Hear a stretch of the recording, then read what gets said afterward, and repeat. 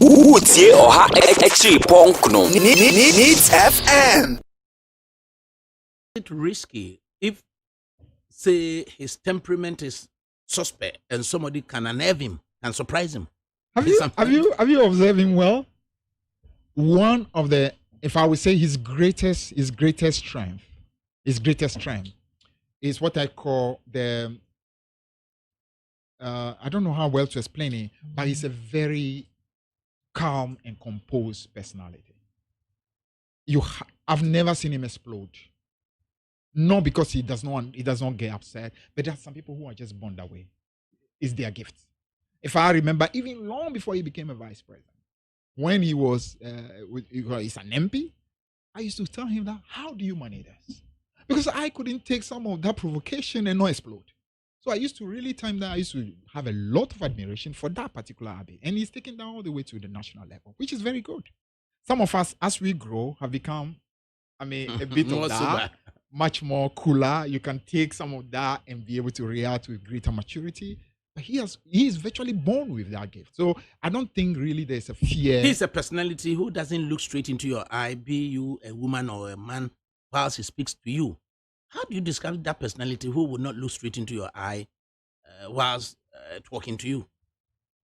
Oh, then if that's the issue, then I'm sure you will have issues with the whole of Japan. Because the Japanese hardly look into your eye when they speak to you. If you go to Japan, well, I've been to Japan, spoken with high officials. If I even went there as a deputy minister, having a conversation with ministers, and you literally think that was rather the one who is coming to maybe give them some billions of dollars. But that's it. So different people have different reactions. Could it be that he worked at the Japanese embassy and must have a bad actress? Oh God, I should have mentioned Japan. Because you begin to wonder, yes, that is he shy? Is he sly? He speaks to you? I can tell you one thing for a fact. He's not sly. Why I can tell you that is simple. He's candid when he tells you things. He's honest when he tells you things.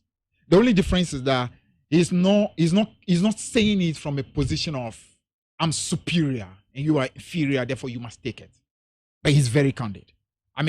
Listen, you can check him from his campaign that this is not an individual who went about lying to people. If you were a good liar, some of the decisions he took, he would have played games with the people of Ghana. For example, the clamor about allowances for nurses, allowances for teacher trainees and stuff like that. If you were one of these very deceitful politicians, he would just come and tell you anything because he just wants your vote. But he was able to tell and listen, the situation at the time was difficult. So we would not be able to really do that and try to explain why it was difficult because of the resource constraint and so on that the country faced. That is candor. That is honesty. Because he really said within the resource that was available. So naturally, he's not somebody who lies to you. Right. He's averse to lying. Yeah, he's not somebody who lies.